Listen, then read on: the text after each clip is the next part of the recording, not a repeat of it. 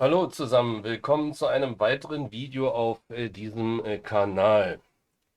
Es geht diesmal um den Aufbau der Modelle aus dem Set Bergwerk, Bergwerk Set 01.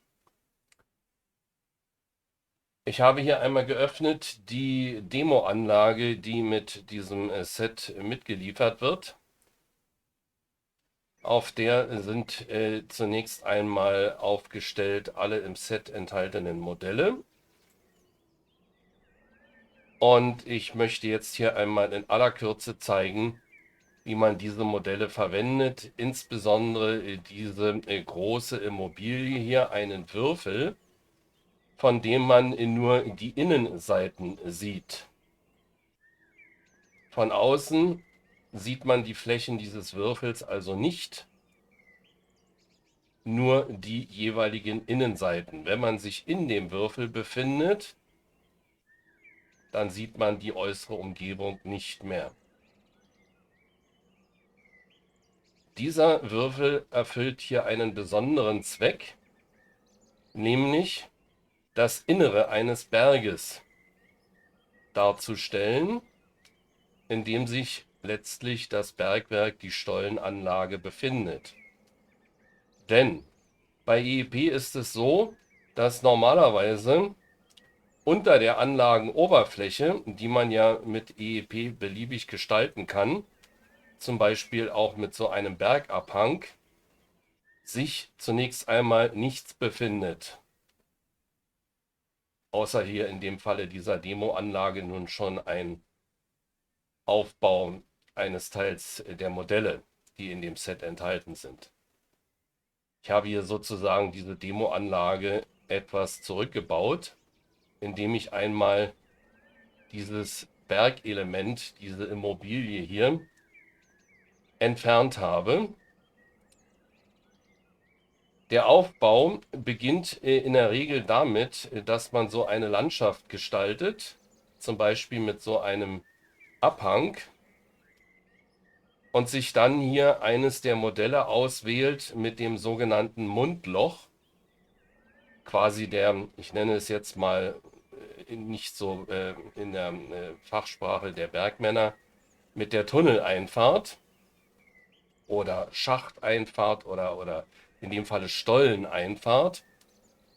Man wählt sich also eines der Modelle aus. Es gibt davon drei Varianten. Einmal hier mit so einer Felssteintextur, dann eine Mischung aus Holz und Felssteinen und eine Betontextur.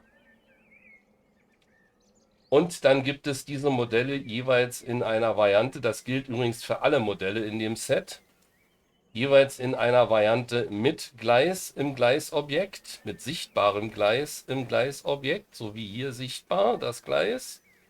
Und dann gibt es zum Beispiel diese Mundlöcher, wie man das in der Bergmannssprache nennt, diese Stolleneinfahrten auch noch einmal ohne sichtbares Gleis.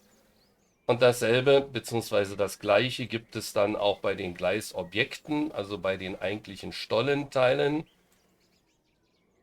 Ohne Gleis sichtbar und mit Gleisen sichtbar. Hier, das sind die mit sichtbarem Gleis, jeweils am Anfang des Gleisobjektes. Und das sind die Teile mit unsichtbarem Gleis. Da ist zwar in dem Gleisobjekt auch ein Gleis enthalten, es ist aber eben nicht sichtbar, sodass man also auch Stollen darstellen kann, wo keine Gleise verlegt sind. Alle Gleise beziehen sich auf 600 mm Spurweite, also Feldbahngleise. Und es werden mit dem Set auch diverse Splines mitgeliefert, also ein Gleis 600 mm Feldbahn in recht einfacher Ausführung, wie sie in einem Bergwerk sicherlich durchaus üblich ist. Dann den Spline mit Ausbau, wie man das nennt, also mit Stützwerk, Gleis und Beleuchtung. Dann Teile davon, linke Hälfte, rechte Hälfte, Mittelteil, mit und ohne Gleis. Dann gibt es hier auch ein unsichtbares Gleis, was jetzt hier in dem Modus nicht sichtbar ist. Und dann gibt es nochmal den Spline ohne Gleis und auch gänzlich ohne Ausbau. Dann gibt es noch ein paar Immobilien und eine größere Halle sozusagen im Berg, wo dann auch mal Gleisverbindungen dargestellt werden können, zum Beispiel mit verschiedenen Einfahrtsteilen, linke und rechte Einfahrt. Jo, und man nimmt sich also so ein Teil hier, wählt das aus und sucht sich eine Stelle im Bergabhang, wo man also das sogenannte Mundloch platzieren will. Und dann platziert man das im Bearbeiten-Modus.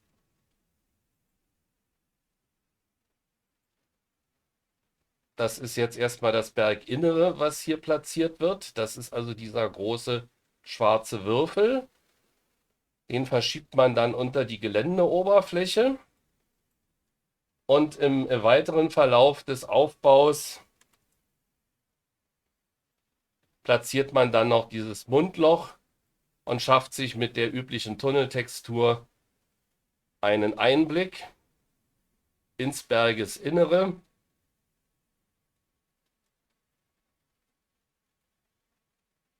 Wenn man das dann so weit aufgebaut hat, dass man hier das Berginnere hat und auch dieses Mundloch platziert hat,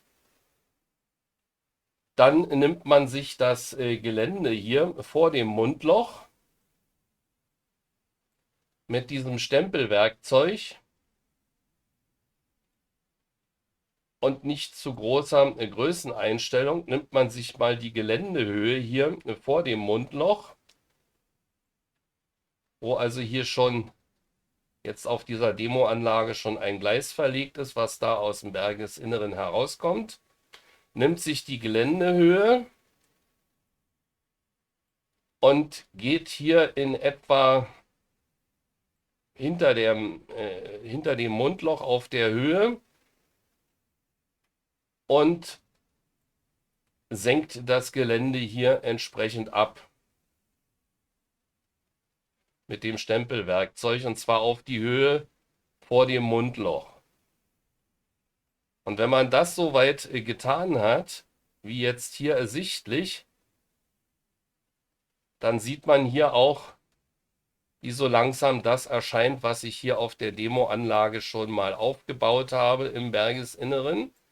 Und man kann jetzt hier sozusagen bei Tageslicht recht einfach seine Splines verlegen und die Gleisobjekte aufbauen und sich damit so eine Stollenanlage aufbauen. Man muss also nicht unter der Anlagenoberfläche bauen.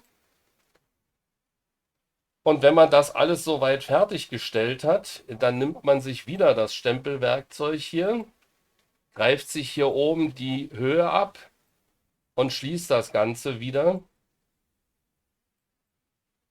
und hat damit einen Berg,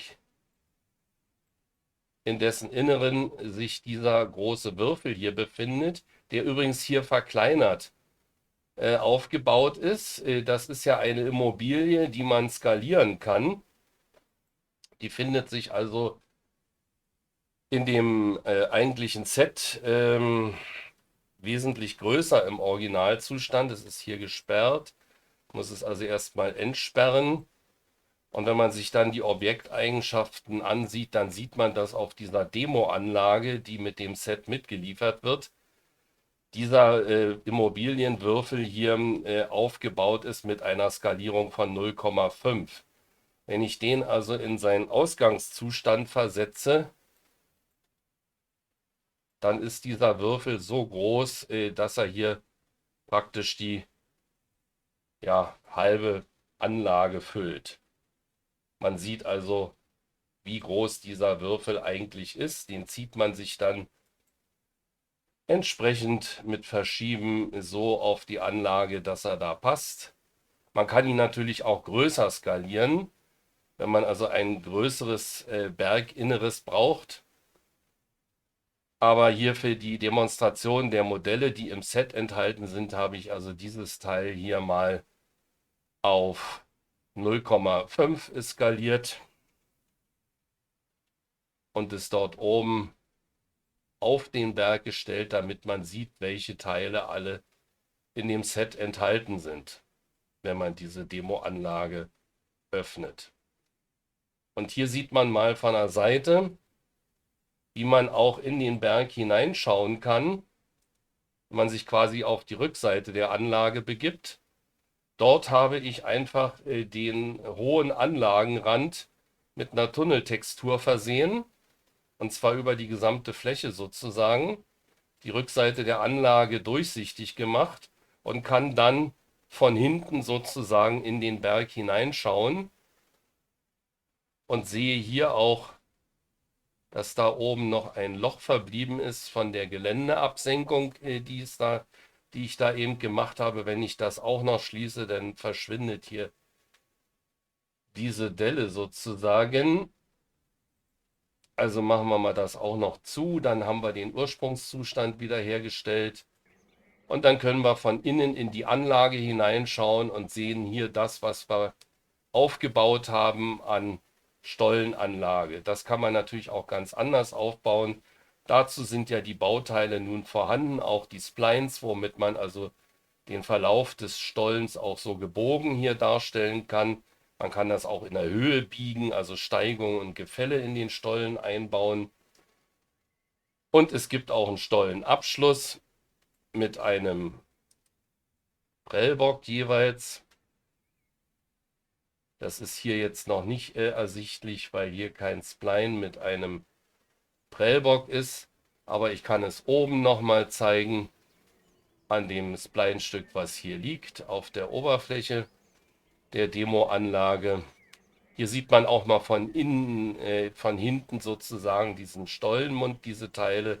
Da sieht man hier das dunkle Innere des Berges und von vorne sieht man sozusagen die Tagesseite mit dem Bergabhang, der dann weitestgehend nicht zu sehen ist, wenn man darum herum das Gelände so modelliert wie hier.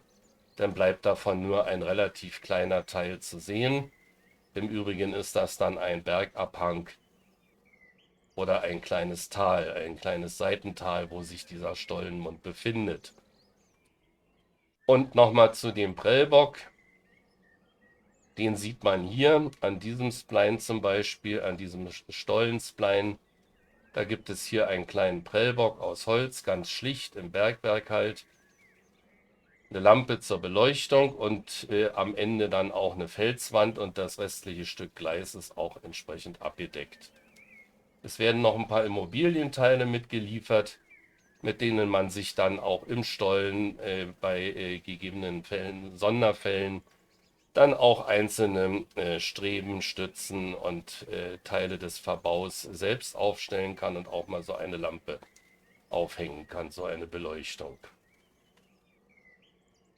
Ja, das wäre es eigentlich in aller Kürze zum Aufbau. Also wie gesagt, erstens Gelände modellieren, sich die Talsohle suchen, also die Stelle, wo das Mundloch sich befinden soll.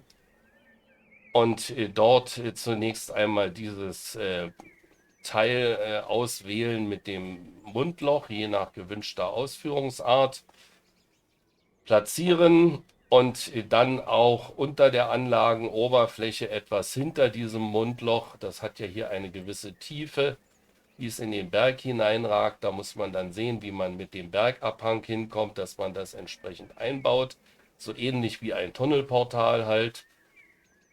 Und dahinter, unter der Anlagenoberfläche, platziert man dann dieses Teil hier zur Darstellung des Berginnern, nämlich diesen großen, recht dunklen Würfel unter der Anlagenoberfläche. Und man nimmt sich hier die Anlagenoberfläche, senkt hier erstmal den Bereich ab, wo man den Stollen aufbauen will, verlegt die ganzen Teile für die Stollengleise und schließt dann den Berg danach wieder. Und dann sieht es so aus wie hier. Dann noch Grünzeug aufgestellt, Dekorationsteile. Man kann den Berg dann später auch hier oben drauf natürlich beliebig erhöhen. Ja, und das ist es eigentlich zum Aufbau in aller Kürze. Ich hoffe, das war nicht zu ausführlich und sollte eigentlich für einen ersten Einstieg in den Bau eines kleinen, schlichten Bergwerks ausreichen. In weiteren Sets, die schon in Arbeit sind, werden dann weitere Teile folgen. Unter anderem sicherlich auch eine Schachtanlage, die auch schon teilweise die Modelle im Bau sind oder schon teilweise fertig sind. Und auch noch weitere Teile hier mit verschiedenen Varianten dieser Stollen in verschiedenen Ausführungen. Da wird noch so einiges demnächst erscheinen. Ja, ich wünsche viel Spaß beim Bau von Bergwerken unter der Anlagenoberfläche.